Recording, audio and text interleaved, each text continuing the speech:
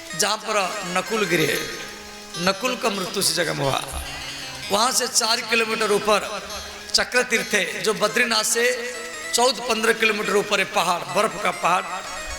तो वहाँ पर अर्जुन गिरे और अर्जुन का मृत्यु उसी जगह में हुआ।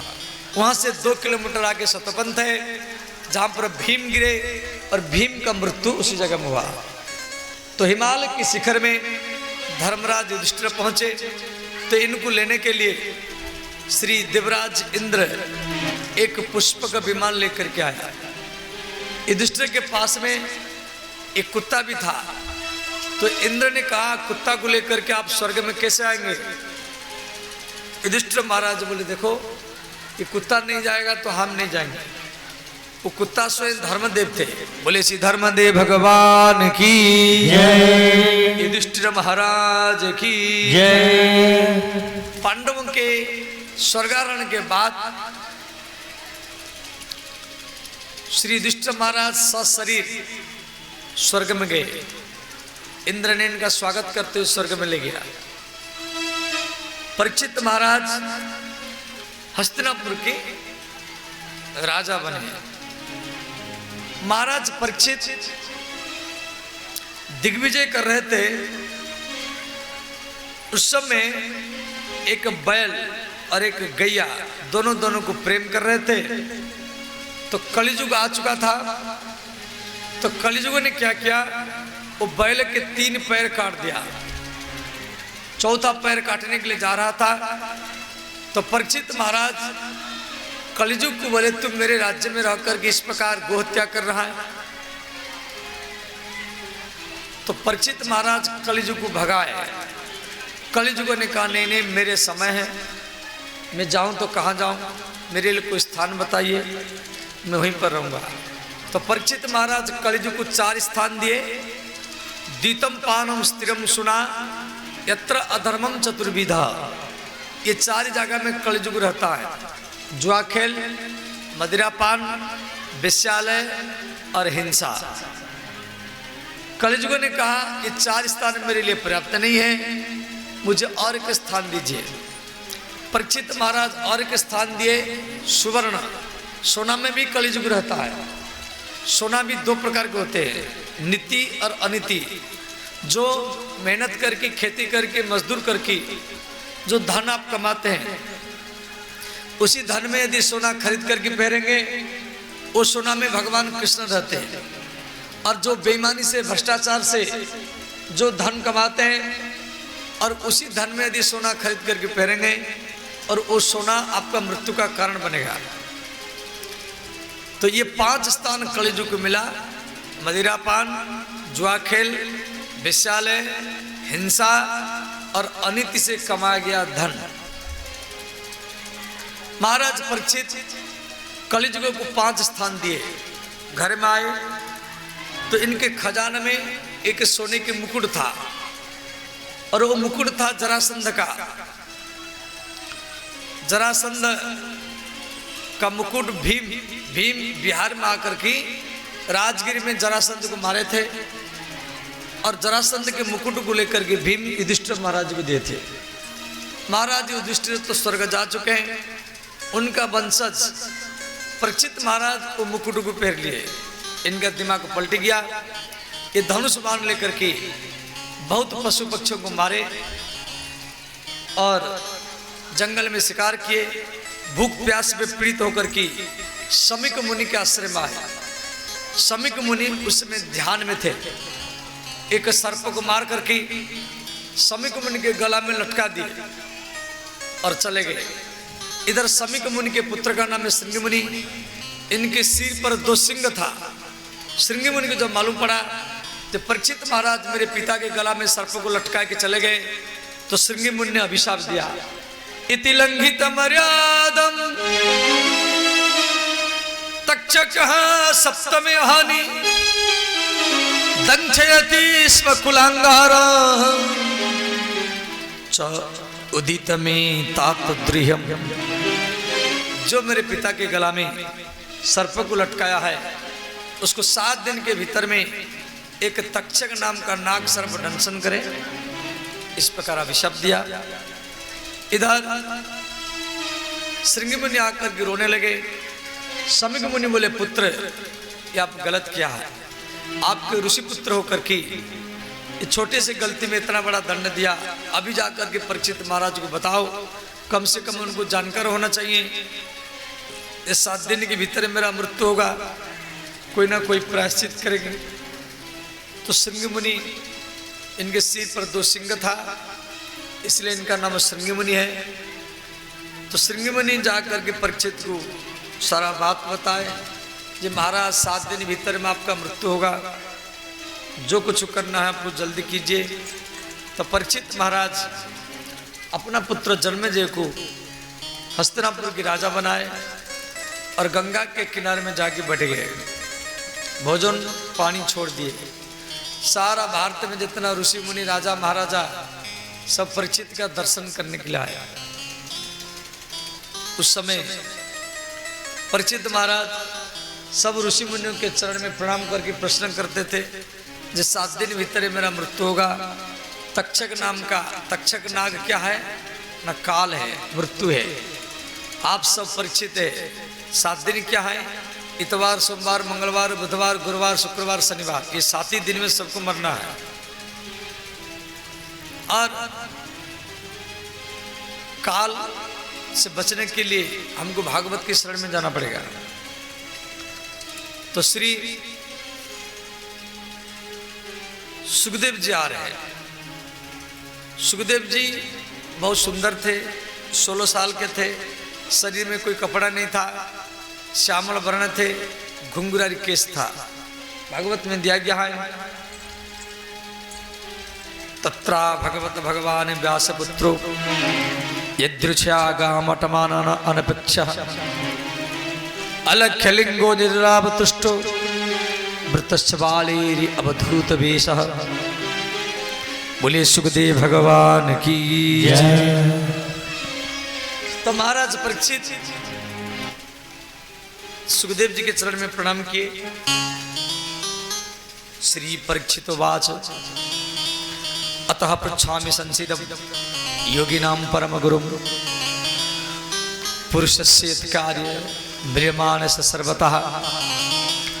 इति श्रीमद्भागवते परमहंस संहितायां प्रथमस्कन्धे 19 समाप्तः। अथो द्वितीयस्कन्धः प्रथमाध्यायः। ओम परमात्मने नमः। श्री शुकोवाच, वर्यान एषते प्रश्न कृतं लोकहितं नृपः आत्मवित् समता पुंसा श्रुतव्यादिषु यः परम्। इसी प्रश्न से भागवत कथा शुरू हुआ। श्री परीक्षित महाराज पहला प्रश्न किए, जो कि व्यक्ति मरने वाला है उसका क्या कर्तव्य है। यहीं से भागवत का उत्पत्ति हुआ। अब इसी प्रश्न का उत्तर हम लोग कल चर्चा करेंगे।